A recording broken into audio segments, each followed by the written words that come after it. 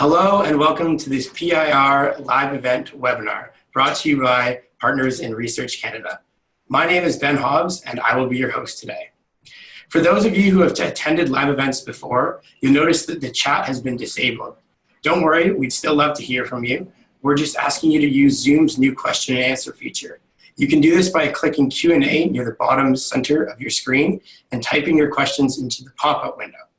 If you see a question that you would also like answered, you can prioritize that question by upvoting, and I will relay these questions to our guests during the Q&A portion of the webinar. So without further ado, I'd like to introduce my guest today, Dr. Amanda Moehring, Associate Professor in the Department of Biology at Western University. Hi, everyone. So thanks for joining us, Amanda. I'll let you take it from here. All right. So I'm glad you're all joining us today. What I want to talk about is about how, as researchers, we look at things like sex determination and why there are, in most reproducing organisms, two sexes instead of many sexes. So what happens with this process? So I'm going to show my slides. Oops. Let me see if I can figure out how to do this again.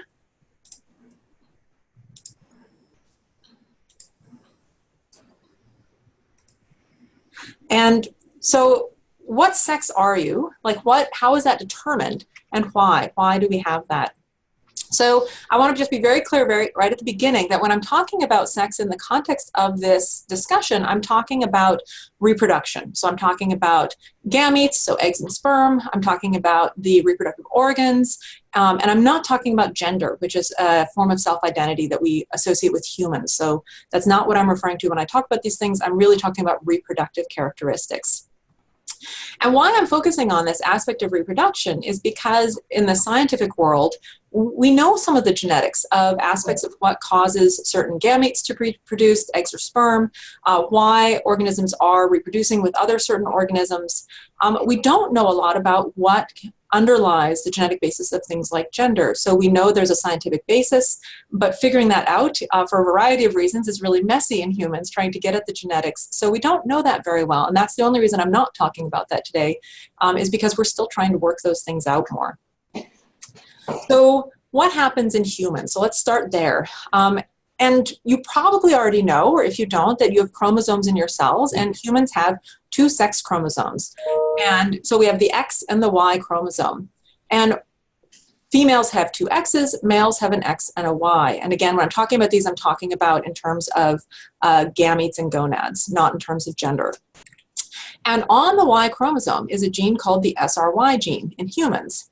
And this gene underlies the entire cascade that's involved in sex determination in humans. So it's determined by a very, very limited factor at the start of this cascade. And so what happens with this? So here is just the same thing. I have a cartoon representation of the X and the Y and that Sry gene. And what that gene is it's something that in genetics we call a transcription factor. And all that means is that it turns on other stuff. So you can have one gene turns on a whole bunch of other things that are downstream from it. And pretty much all of the things that it turns on are things that are involved in testes development. And so you have this gene, it makes its product, it turns on the things that are necessary to develop testes. And what happens then is that those testes then secrete hormones. So the main hormone you're probably familiar with is testosterone in males. And that testosterone triggers male development. There's some other things that are involved in this that it secretes that suppress female development also. But essentially that trigger of developing those testes then leads to the production of testosterone from the testes, and that causes all the other developmental changes that happen in a human to cause them to have that male physical phenotype of having male gonads, having sperm, all of those kinds of things. So what happens in a female? Well, here we have two X chromosomes in a female. They don't have that gene, that Sry gene, which means those genes for testes development aren't turned on. And because they're not turned on, you don't end up with this huge production of testosterone. Now, females do still produce testosterone, just at much lower levels. And then because of that, they have, so developing fetuses have both precursors for both male and female organs, so gonads, so ovaries versus testes, for example. And so in males, the female precursors degenerate. In females, the male precursors degenerate, and the female developmental pathway continues. Now, you may have heard mentioned at some point that females the default, that you have this default pathway that happens. And I just want to make sure to clarify that it's not that it's the default and that's what you get when nothing happens. Because there's all sorts of stuff that happens in female development. It's not that nothing happens and you magically have a female, right? So you have all the development of female organs, you have all these other pathways, and that pathway and all of that activity happens when you don't have that testosterone at high levels. What's really interesting, though, is that we don't know a ton about what those pathways are in female development.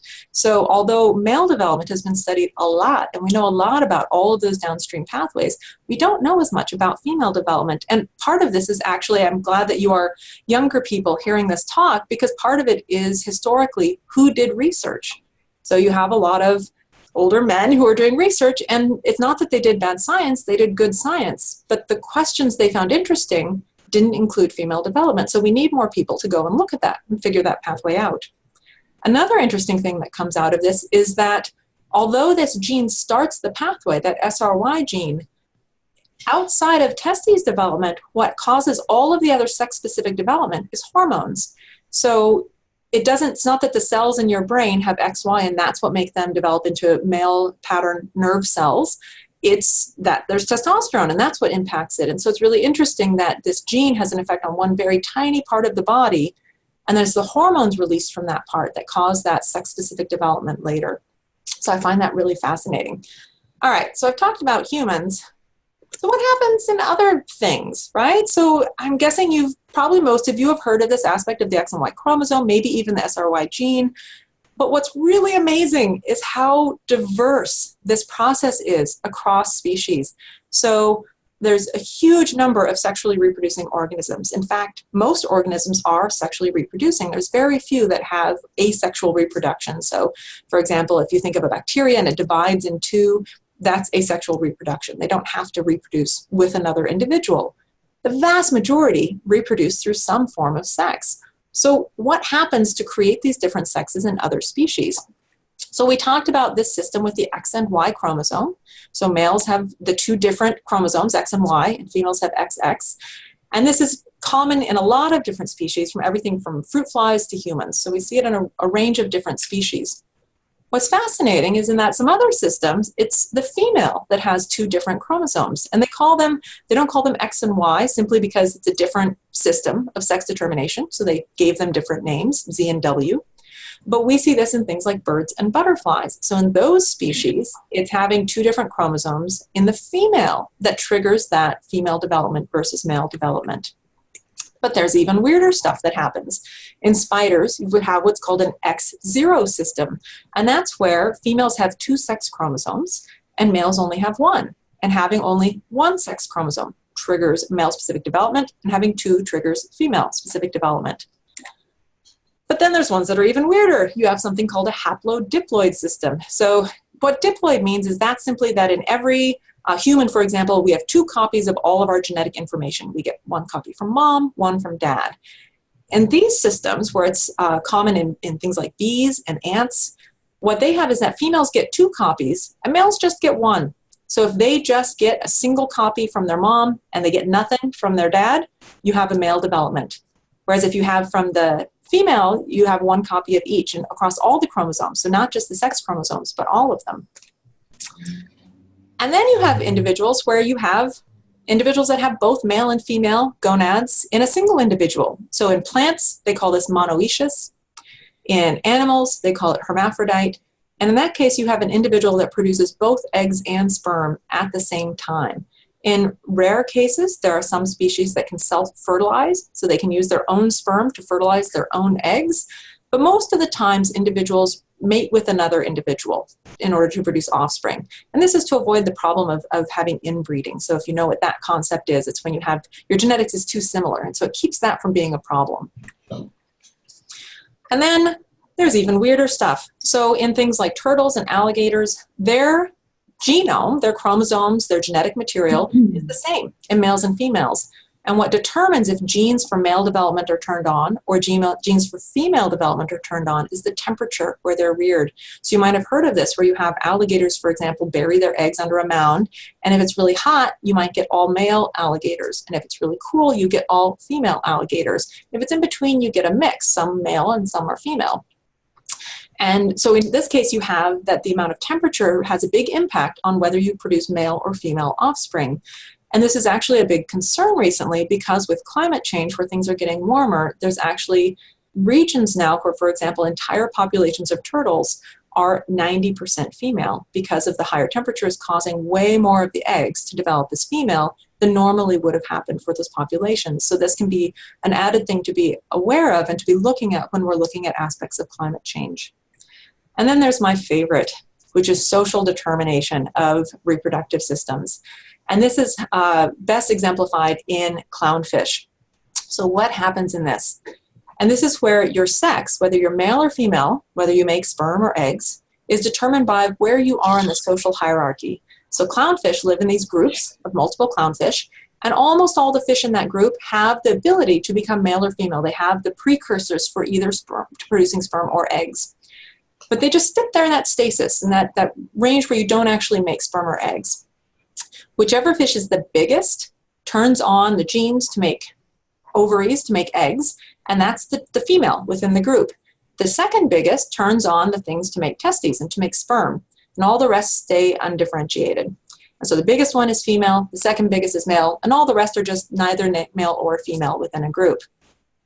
If that largest female dies, that male, who's now the largest, because the female's gone, he becomes a female. So he changes into being a female now that he's the largest. And the largest fish that's in that entire group of fish that were undifferentiated now becomes a male and is the most, the largest, second largest fish, and produces testes and sperm now. As over time, as fish die and new fish come up, they change their sex from being either nothing to male or from male to female. And why I find this so funny is because Disney was incredibly mistaken when they did Finding Nemo. It is not remotely biologically accurate, and here's why. So here we have Nemo as an egg, and we have the mom and dad. We have Martin, and I don't know if the mom had a name, and she dies. So what would actually happen biologically is he would become, Martin, the dad, would become the reproducing female.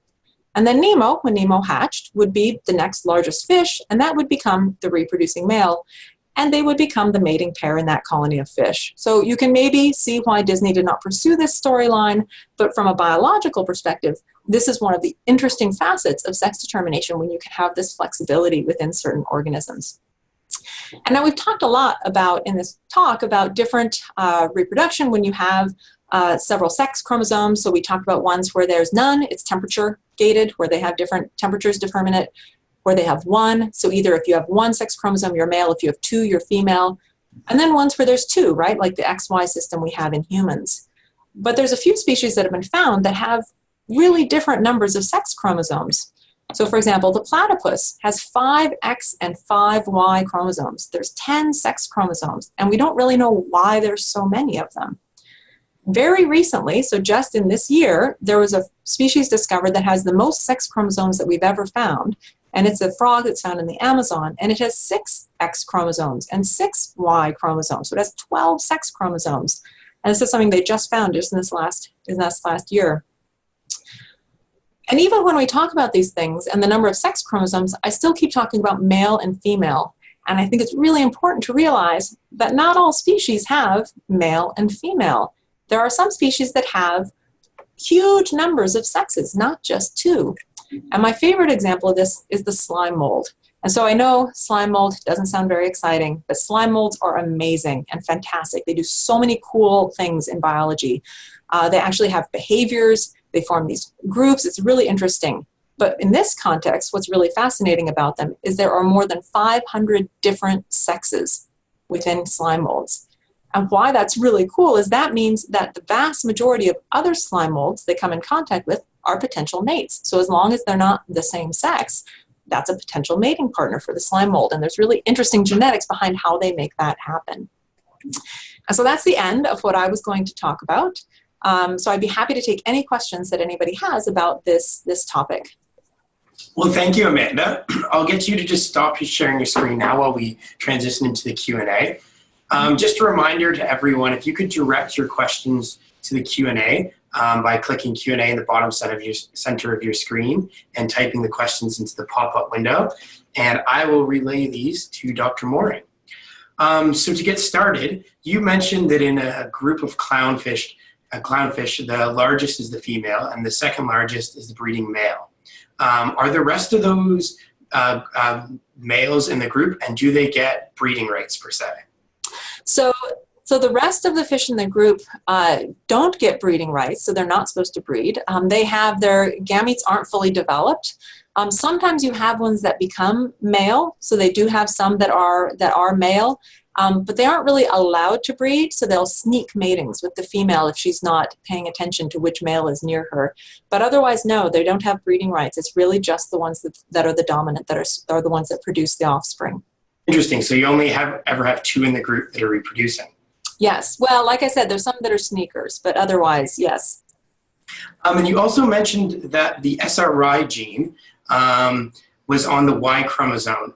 Is it possible for this particular gene to be absent from that chromosome? And if so, what is the effect on an individual's reproductive development? Yeah, I'm glad you asked that. So actually, it's very interesting that gene, if say it has a mutation in it, so it's not working, or sometimes genes can move in the genome. It's rare, but it happens. If that gene isn't working or if it's missing, then an individual, even though they have an X and a Y, will develop like a female. So they not having that gene will look completely like a female in every possible way, except they'll be an XY chromosome individual. There's also rare cases where the gene will move from a Y chromosome to an X chromosome. And in that case, you can have someone who is XX, but has that SRY gene functioning on their X chromosome. And that person will, although from the chromosome standpoint, they'll be genetically a female, they will develop as a male because they have that gene and it triggers testosterone and testes development. Interesting. So what kind of behaviors, sorry, I got another question just came in here. So Melina Dunn's class asked, what might have been the evolutionary pressures that resulted in sex determination by temperature in turtles? So that's a great question. So we're not really sure, so we can make good educated hypotheses about that, but we don't know exactly what happened millions of years ago to trigger that mechanism. But it's thought that it's because you can have more of a certain sex when the temperatures are more favorable for that organism. So when temperatures, and actually I should point out, it varies. So sometimes in certain species, when it's cooler, you get more females. In different species, it's when it's warmer that you get more females. So it's not always the same direction. So it's thought that probably in species where when it's warmer and you get more females, that's because in warmer conditions, it's more favorable to produce lots of offspring yourself as a female. And so you're going to bias how many offspring you have that are going to do better in whatever the environmental conditions are of that time. Because their development is pretty quick, so they develop relatively fast into reproducing individuals. So it's not that you can stack the deck in producing more males or females, not based on sort of random genetic combinations, which is what we have in humans, right? You have a 50-50 chance of having males or females. But there you can actually have more of the sex that will do better in that particular environment in cases where that environment is present. And so you can actually bias how many of each sex you have. Very interesting. And do you know of any other fish species that reproduce like the clownfish do? Off of the top of my head, no. I can't name any. So I do know that social hierarchy determination is present in multiple fish species. That's actually where we see that most often. I believe swordtails is also one that does that social hierarchy. But I don't know on the top of my head. I know they exist, but I don't know what they are off the top of my head. It's interesting. And going back to sort of that developmental temperature method, it's very interesting because we're hearing about climate change more and more with the release of, obviously, Special Report 15. And is it obvious sort of what the quantitative effect of the temperature rise we've seen has on species like turtles and alligators? Yeah, so there's sort of large scale effects, and then there's more subtle effects. So the large-scale effects are things like there are certain species now that for the last couple of generations have been 90% female. And clearly in the longer term, that can have huge impacts on the survivability of a species, right? That if you suddenly don't have any more males, or vice versa, no females, that species will eventually go extinct. You need to have both sexes to reproduce the species. We see subtle effects on species also, though, in terms of if their food source becomes more limited because it doesn't survive as well, and so on and so forth. So there's there's too many to list within the space of a video conference call like this. But clearly there's fitness effects of stress to the organism due to different temperatures. There's effects of food availability, habitat availability, all of those things. In terms of sexual reproduction, there's aspects, for example, in species that have temperature-gated sex determination. There can also be impacts in terms of things like mating components. So some males perform very extensive courtship displays, and that's more energetically costly if you're having to find a mate and perform these in environments that are less hospitable to you. And so it makes those things harder too. So it's sort of more subtle effects that we can start to quantify now too. Very interesting. So we have another question from Melina Dunn's classroom, and she is wondering if the birth rate of humans is actually 50-50. She's heard that it's slightly higher in favor of males. So it depends on what data you look at. That's a really good question. It is roughly 50-50. I've actually seen some reports that say it's slightly biased towards females. I've seen some that say it's slightly biased towards males. So I think that data is roughly 50-50. There are cases where you can have a slight bias towards producing female or male offspring depending on when a female's ovulation occurs relative to the introduction of sperm. So it's thought that Y-bearing sperm, because the Y is a smaller chromosome, swim faster. And so if you ovulate close to that time point, you're going to be more likely to produce a male. If you ovulate several days after that time point, then those Y sperm will have died, and what's left are the X sperm that were a little bit slower. So a slight bias towards depending on the time of fertilization. So I've seen evidence for that. That's pretty good. But these numbers are tiny. Like the effect is tiny, I should say, not the numbers. So those effects are very subtle. And do you know any other species that reproduce like fish socially, but aren't fish? Maybe one in our mammal kingdom. Oh, are there any sex-changing mammals? Yes, or maybe not limited to mammals, but do you know any outside of fish? There are certain insect species that can change. I know there are certain nematodes, for example, that shift not between male and female, but between male and hermaphrodite. So they have either both or one. Separately from sex determination, there's a huge number of species that have social hierarchies for who gets to mate.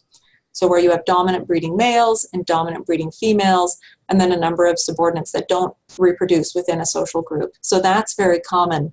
But whether or not they can change sex is less common. And part of the reason for that, and we're not quite sure why it is flexible in fish, but in, for example, mammals, there are a huge number of changes that coincide with sex determination.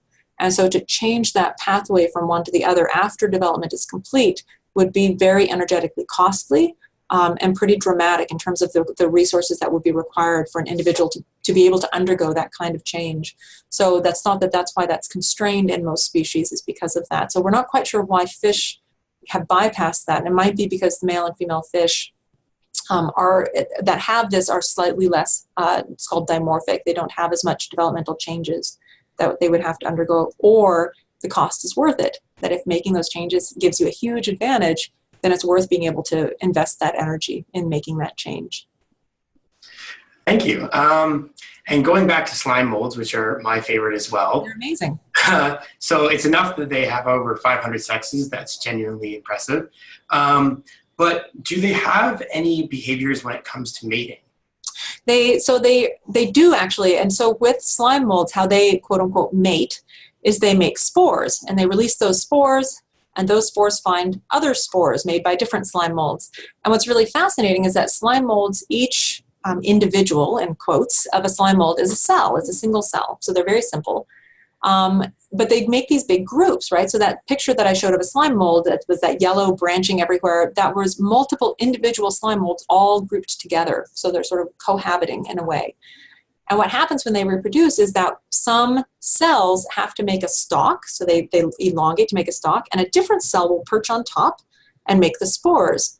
And why it's fascinating that slime molds do this is because the individual making the stalk, they're foregoing reproduction. They're essentially sacrificing themselves to allow that other slime mold spore to become the reproducer. And so there's all sorts of work looking at why that is, why that would evolve to give up your own reproduction for another individual to be able to reproduce. And what they found is that ones that are related are more likely to make that sacrifice. So they're more likely to, like a brother or a sibling in essence, for a slime mold to do that, because then you're at least passing on an individual that shares some of your genes. So there's fascinating work looking at that. And do we have names for each of these 500 sexes, or how do we determine what sex they are? I don't think they've named all 500 individual names. They're produced by a different combination of alleles of genes. So each gene that you have has different varieties. So I'll use a simple example, which is eye color. So I see it looks like you have brown eyes, and I have green eyes. So we both have genes for eye color, but you have a different variant of that than I do. Same with the slime mold. So they have genes that are involved in sex determination, and there's a whole bunch of different variants that can be present for those different genes. And so it's all the different combinations. So they call them not very exciting names. They call them A, B, C, D, E, and then different variants within each of those genes. And so they don't have names. They should come up with fantastic names for them instead of just calling them, A12 or whatever they call them. In fact, that could be a class project. Come up with 500 names of sexes to have in slime molds. That sounds like a great idea for some homework. So we have a question from Maddie in Mrs. Dunn's class, and she would like to know if slime molds continue to evolve new sexes. Oh, that's a good question. So evolution happens really, really slowly. So I think the simple answer is very possibly they are, but it occurs over thousands of years. These changes happen in very, very tiny ways in our lifetime, so we don't see them happening usually. Do they evolve new sexes? I think most certainly over time they will. If you were able to go 1 million years in the future and look at slime molds, I bet you would see different sex loci than what we see now, that there would be some new ones and some different ones. But we can't see those in our lifetime. The exception of that for evolution, or the thing that we can see most readily, is in bacteria, because their lifetimes are so short. So there we can see evolution in action very quickly. But slime molds live a bit longer, so we don't see those big changes in our lifetimes. But I think most likely, yes, that they are evolving different sex determination loci and different alleles for sex, different variants for sex. Mm-hmm. And we have another question here. Apparently, male seahorses give birth. Are there other species that have the ability to do that? Well, so male seahorses sort of give birth. So the fertilization of the eggs occurs in the female, and then she transfers her eggs to the male. So he carries them up to term. So they do give birth, but there's a nuance to that. So are there other cases where there's males who do major, was that the question? Major work for? Are there other species? Yeah, so where the males would be giving birth. Oh, where they'd be giving birth. So I don't know if this counts as birth, but there's, for example, jacanas, which is a type of bird. The male is the one that spends all of his time making the nest and sitting on the eggs and taking care of the newly hatched eggs. So he actually herds the young around and takes care of them until they're old enough to be on their own. So he doesn't birth them, because birds lay eggs. They don't, their eggs don't undergo all of their development inside of an individual. They go outside, inside the shell. But that's one example of male parental care, where they take care of from the time the egg is fertilized all the way up until they are a functioning individual. Male parental care and care of the development of offspring in that sense is rare, so it doesn't happen as often. More often we see things like biparental care, where the male and female both take care of the offspring, but the female is still the one who has, if there's internal development, so pregnancy, the female is the one that carries that. And part of that is because that was the mechanism that evolved, and to evolve a secondary mechanism for a male to be able to carry that takes a little bit more evolutionary finagling. So there has to be strong pressure to make that happen. I can think of one other case. There's the giant water bug. The fertilized eggs are stuck to his back, and he carries them around until they hatch. So there's that one. I'm trying to think of others off the top of my head. So it's not common. It's not a common thing. The seahorses are certainly the best known example. Very interesting. So before we wrap things up today, would you have any advice for students who may be thinking about pursuing a career in genetics, or at least taking it post-secondary? Oh, well, the biggest advice is to do it, right? So and not necessarily as a career, because that you'd have to figure out for yourself if that's what you want to do, but to take classes on it, to read about it, to see if that's really interesting to you. If you're interested in looking into it more, certainly classes are the easiest first steps. But also, read articles that come out online that are talking about different genetic things. So, for example, right now there's super cool stuff where they're actually sequencing bits of DNA from Neanderthals and comparing them to humans and seeing where we came from in terms of that, which is really cool stuff. So read those things and just get excited about genetics. As you move along, there's opportunities, for example, for high schoolers, but also early in university, to work in a lab and to actually get some hands-on research experience in genetics. So I encourage you to take advantage of those opportunities and give them a try. Well, thank you, Dr. Moehring. That's all the time we have today, but thank you for showing us some of the diversity that exists within the animal kingdom. It's very impressive. You're welcome. Thank you for having me. No problem. So next week on Partners in Research Lab event, we will be diving 2 kilometers below the Earth's surface to Snow Lab, where scientists are trying to measure the elusive dark matter particle. More information about these webinars and other PIR educational programs are available at pirweb.org. Thanks for tuning in, and have a great day.